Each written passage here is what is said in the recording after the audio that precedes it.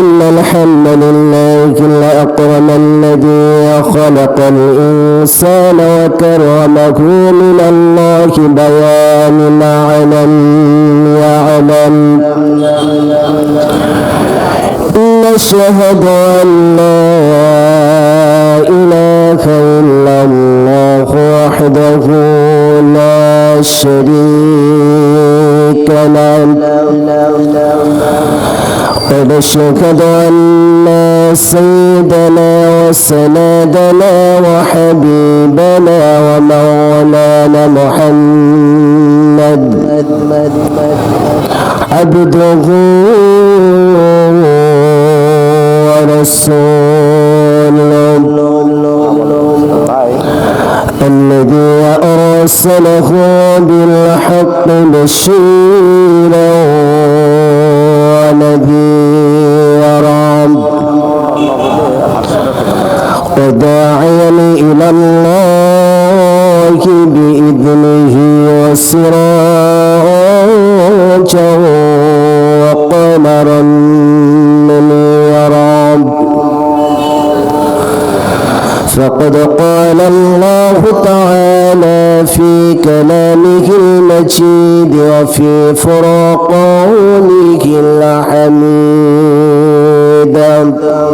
شكرا بلي أعوذ بالله من الشيطان الرجيم بسم الله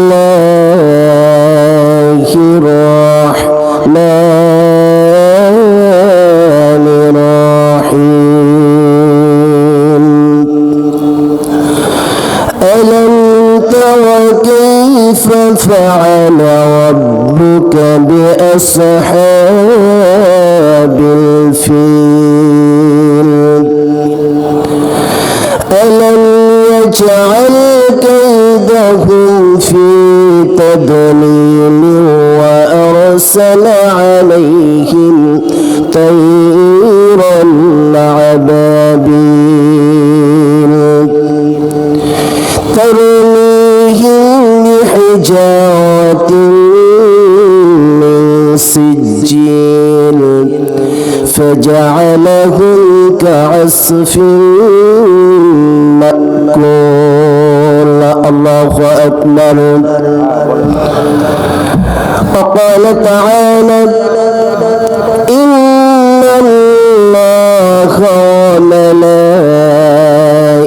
وملائكته يصلون على النبي يا أيها الذين آمنوا صلوا عليه وسلموا تسليما جبل كله اللهم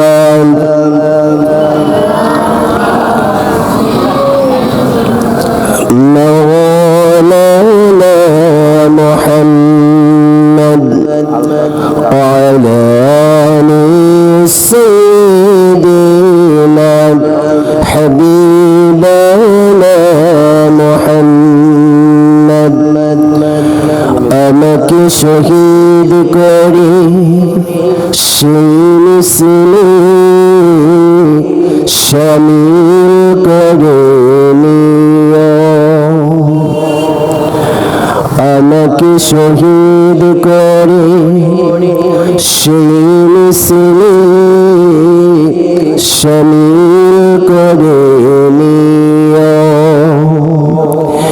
جيل سنين سنين من هنجا خبايب كبا خدار سيلو جاوا অতি প্রিয় شميل كريميا بلغ العلا بكماله كي كشف الدجى بجماله حسنت جميع خصاله صلى الله عليه وآله وأشهد ملاك اسم محمد سے اجالا کر دے بلغ العلا بکمالہ کشف الدجى بجمالہ حسنت جميع خصاله صلى الله عليه وآله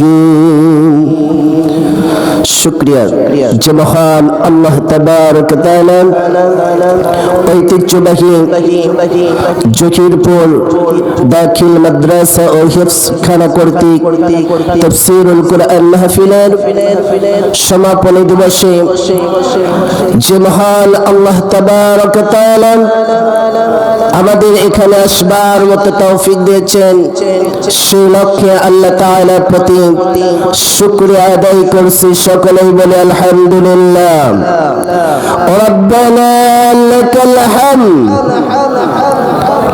حمدا كثيرا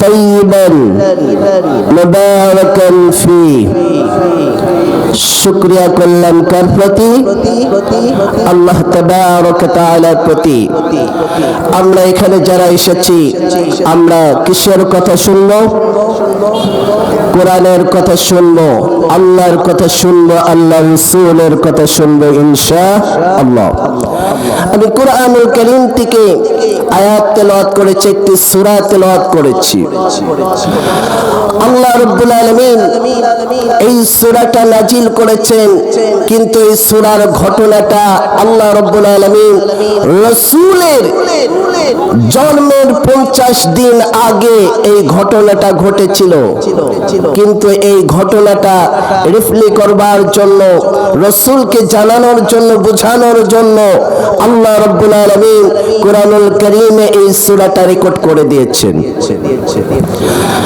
আমার সম্মানিত ভাইরা আল্লাহ রাব্বুল আলামিন আখিরি জামানার পয়গম্বর মুহাম্মদ রাসূলুল্লাহ সাল্লাল্লাহু আলাইহি ওয়াসাল্লাম কে বললেন হে নবী আপনি চিন্তা করবেন না হতাশ হবেন না ইয়া রাসূলুল্লাহ আপনি মনে করবেন না এই পৃথিবীর বুকে আপনি একা রয়েছেন কারণ রাসূল আকরাম সাল্লাল্লাহু আলাইহি ওয়াসাল্লাম যখন দ্বীনের দাওয়াত দিতে লাগলেন কাফের মুশরিকরা তখন রাসূলের উপর জুলুম অত্যাচার নির্যাতন শুরু করতে লাগলেন বিদায় রাসূল আকরাম সাল্লাল্লাহু আলাইহি ওয়াসাল্লাম কে বললেন হে রাসূল আপনি ভয় পাবেন না আমি আল্লাহ তাবারক তাআলা সামান্য ছোট্ট পাখির দ্বারা বিরাট একটা হস্তি বাহিনীকে মাটির সঙ্গে মিশিয়ে দিয়েছি আল্লাহ তাবারক তাআলা এই ঘটনার বিষয়গুলো জানিয়ে দিলেন রাসূল আকরাম সাল্লাল্লাহু আলাইহি ওয়াসাল্লামকে 525 খ্রিস্টাব্দে সেই জামানার খ্রিস্টান বাদশা ছিলেন আব্রাহা বাদশা এই নামটা আমাদের কাছে পরিচিত এই আব্রাহা বাদশা মুসলমানদের উপর জুলুম অত্যাচার নির্যাতন করতেন সেই জামানার এমন শহরকে দখল করে নিলেন আব্রাহা বাদশা দখল করে নিলেন মুসলমানদের উপর জুলুম অত্যাচার নির্যাতন চালানো শুরু করলেন মুসলমানদের উপর চতুর্দিকে জারি করলেন বড় বড় ব্যবসায়িক যারা ছিল তাদের কাছ থেকে ব্যবসাগুলো কেড়ে নেওয়া শুরু করলেন আন্তর্জাতিক ব্যবসাগুলো কেড়ে নিতে লাগলেন মুসলমানেরা আব্রাহা বাদশার জুলুম অত্যাচারে অনিষ্ট হয়ে পড়লেন, সহ্য করা যায় না। মুসলমানেরা চিন্তা করতে লাগলেন যখন কি করা যায়, এরকম যদি আমাদের উপর জুলুম অত্যাচার নির্যাতন চালানো হয় তাহলে আমরা মুসলমানেরা এই এমন শহরে আমরা টিকতে পারবো না। সম্মানিত ভাইরা, বন্ধুগণ, আবার এই ঘটনার পর মনে পড়ে যায় আজকে বাংলাদেশের অবস্থা এমন পর্যায়ে চলে গেছে, আমাদের বাংলাদেশেও এমন একটি জুলুম অত্যাচার নির্যাতনের একজন সরকার ছিলেন যা মুসলমানদের উপর যেভাবে জুলুম অত্যাচার নির্যাতন চালিয়েছেন মুসলমানেরা তার উপর অনিষ্ট হয়ে পড়েছেন। কথা বলেন ঠিক কিনা? এমন ভাবে তাদের উপর জুলুম অত্যাচার চালিয়েছেন, এই বাংলাদেশ থেকে ইসলাম নামক সব কিছু মুছে ফেলতে চেয়েছিলেন। এই কারণে ইসলামী আন্দোলনের যে ধারাবাহিকতা সব কিছু নিষেধাজ্ঞা করে দিয়েছিলেন। ইসলামী আন্দোলন করতে পারবে না এমন সিদ্ধান্ত দিয়ে দিয়েছিলেন। ইসলামের কোনো কথা বলা যাবে না এমন প্রক্রিয়া চালু করে দিয়েছিলেন। ইসলামের যে কথা বলতো তার নলি চেপে ধরত। যে সমস্ত আলেম ওলামা ইসলামের কথা বলতেন, কোরআনের কথা বলতেন, দ্বীনের কথাগুলো বলতেন, সেই সমস্ত আলেম ওলামাকে ধরে ধরে জেলের মধ্যে ভরে ভরে রেখেছেন। কথা বলেন ঠিক কিনা? এমন পর্যায়ে আমাদের উপর জুলুম অত্যাচার নির্যাতন চালানো হয়েছিল। আলেমদের ধরে ধরে তাদেরকে এমন ভাবে পিটানো হয়েছে, তাদেরকে পঙ্গু করে দেওয়া হয়েছে।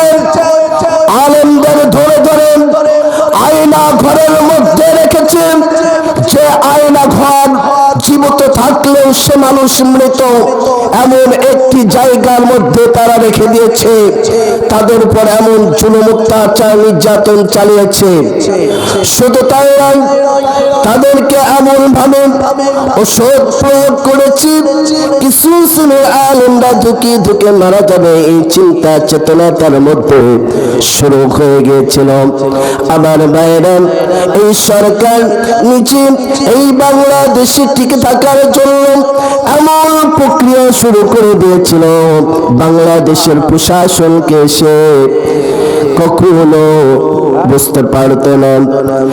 সে কোনো বডিগার্ড হিসাবে তাদেরকে রাখতে চাইতো না।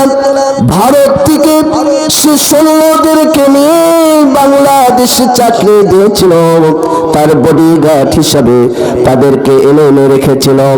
অনেক তথ্যের পর দেখা যায় এমন এমন প্রশাসনের মধ্যে বাংলাদেশের তার কোনো ঠিকানা নেই, কিন্তু চাকরি করে যাচ্ছে।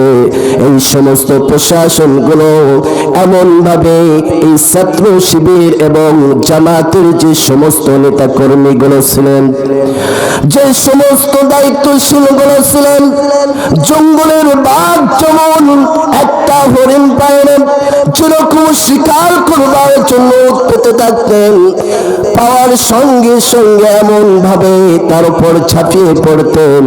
ঠিক এই বাংলাদেশের যে সমস্ত সেনাগুলো ছিল, যে সমস্ত দায়িত্বশীলগুলো ছিল, পুলিশ মিডিয়া যারা ছিল, এই সবগুলো যখন ছাত্র শিবিরের কোনো একজনকে পেয়েছেন, জামাতের কোনো একজনকে তারা পেয়েছেন, এমন ভাবে তাদেরকে ধরেছেন মনে হলো যে জঙ্গলের বাঘ ধাওয়া দিয়ে ধরেছেন।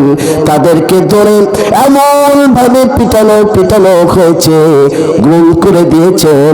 এমন অবস্থা বাংলার জমিনে হয়েছে কিনা মুসলমান বলো?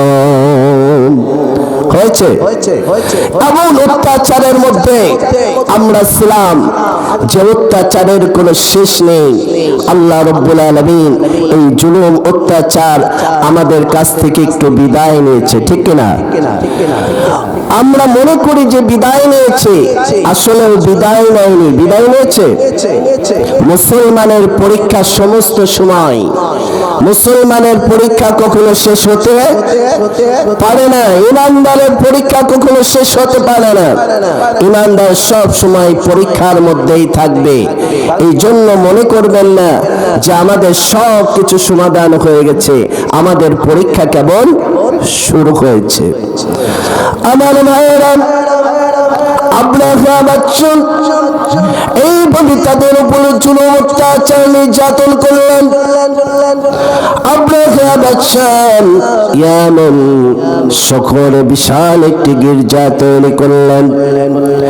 গির্জা তৈরি করবার পর সমস্ত মুসলমানদেরকে আহ্বান করলেন, তোমরা আজকে থেকে কাবা ঘর জিয়ারত করবার জন্য যাবে না, তোমরা আজকে থেকে কাবা ঘর জিয়ারত করবে না, আজকে থেকে গির্জা জিয়ারত করবে। এই গির্জায় থাকবে আমার ভাইয়েরা যে কাবা ঘর গোটা পৃথিবীর মুসলমানের একটা প্রাণ। কথা বলেন ঠিক না? যে কাবাটা মুসলমানের একটা হৃদয় অন্তর, সেই কাবা সিদ্ধান্ত দিলেন না, বললেন কাবাতে জিয়ারত করবার যাওয়া যাবে না, আজ থেকে গির্জায় জিয়ারত করবা। মুসলমানেরা সিদ্ধান্ত নিলেন কি করা যায়, এটা তো সম্ভব নয়, কারণ আমাদের হৃদয় কোনো কাবা, যে কাবাতে রয়েছে আমাদের হৃদয় প্রাণ, আর সেখানে নিষেধাজ্ঞা করে যদি গির্জাকে যদি তওয়াফ করতে বলা হয়, এটা কখনো মেনে নেওয়া যায় না। আমার ভাইয়েরা, আমরা মনে করতে পারি যে কাবাটা প্রতিদিন 5 ওয়াক্ত নামাজ হয় এবং তওয়াফ করা হয়। শুধু এটাই নয়, আল্লাহ রাব্বুল আলামিন প্রতিটা দিন ফেরেশতা দ্বারাও আল্লাহ রাব্বুল আলামিন একটা মসজিদকে তওয়াফ করান এবং মসজিদে নামাজ পড়ানো হন। আল্লাহ রাব্বুল আলামিন সেই মসজিদে প্রতিদিন 70,000 ফেরেশতা সেখানে তওয়াফ করেন, 70,000 ফেরেশতা সেখানে নামাজ আদায় করেন। আল্লাহ রাব্বুল আলামিন সেই মসজিদ মামুর আল্লাহ রাব্বুল আলামিন রেখেছেন কাবা ঘর সোজাসুজি করে। মসজিদ মামুরটা কাবা ঘর সোজাসুজি হয়ে আছে। আল্লাহ রাব্বুল আলামিন যদি মসজিদ মামুরটা নামিয়ে দিতেন, কাবার উপরে পড়তো। এই মসজিদ মামুরটা এই পৃথিবীতে এসেছিল যখন আদম আলাইহিস সালামকে আল্লাহ রাব্বুল আলামিন এই জমিনে পাঠিয়েছিলেন। ওই মসজিদ মামুরটা ওই জমিনে আল্লাহ রাব্বুল আলামিন নামিয়ে দিয়েছিলেন। আদম আলাইহিস সালাম যখন মৃত্যুবরণ করলেন, আল্লাহ রাব্বুল আলামিন ওই মসজিদ মামুরটাও আবার উঠিয়ে নিয়েছেন। আল্লাহু আকবার। আমার বন্ধুরা, এই মসজিদ মামুরে প্রতিদিন 70,000 ফেরেশতা তওয়াফ করে এবং নামাজ আদায় করেন। সেই 70,000 ফেরেশতা দিন একবারই করতে পারবে, এরপরে চলে যাবে, আর সে কখনো ওই মসজিদে মামুরে এসে নামাজ আদায় করতে পারবে না, তওয়াফ করতে পারবে না। এমন পরিস্থিতি আল্লাহ রাব্বুল আলামিন এত ফেরেশতা নাজিল করেছেন, পৃথিবীর এমন একটি জায়গা নেই যা আল্লাহ রাব্বুল আলামিন ফেরেশতা দ্বারা আল্লাহ রাব্বুল আলামিন এই জমিনটাকে সিজদা করাননি। আমার বন্ধুগণ, আল্লাহ রাব্বুল আলামিন প্রতিদিন 70,000 ফেরেশতা তৈরি করেন। 70,000 ফেরেশতা তৈরি করেন আল্লাহ রাব্বুল আলামিন। যে ফেরেশতা হযরত জিবরাইল আলাইহিস সালাম, জান্নাতের মধ্যে একটি নহর রয়েছে, জান্নাতের মধ্যে একটা নহর রয়েছে, সেটা মানে নদী, বিশাল একটা নদী রয়েছে। সেই নদীতে হযরত জিবরাইল আলাইহিস সালাম গোসল করেন। প্রতিদিন একবার করে সেই নদীতে জিবরাইল আলাইহিস সালাম সেই নদীতে গোসল করেন।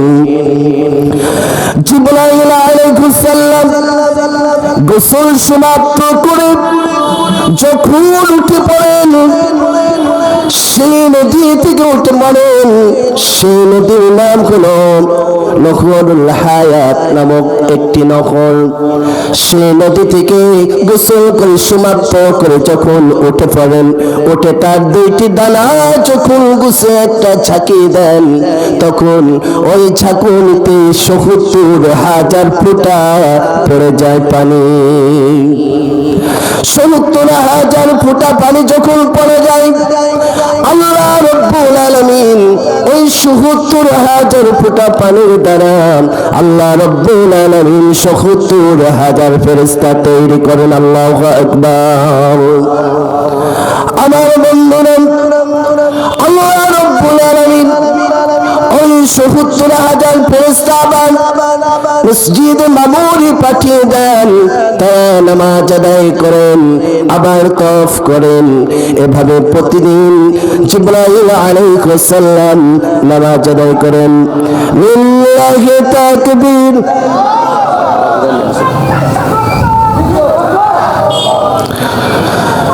মসজিদে মামুরে প্রতিটা দিন জিবরাইল আলাইহিস সালাম গোসল করেন, আর প্রতিটা দিন ৭০,০০০ করে ফেরেশতা তৈরি করা হয়। এই ৭০,০০০ ফেরেশতা প্রতিদিন একবার করে সেখানে নামাজ আদায় করেন এবং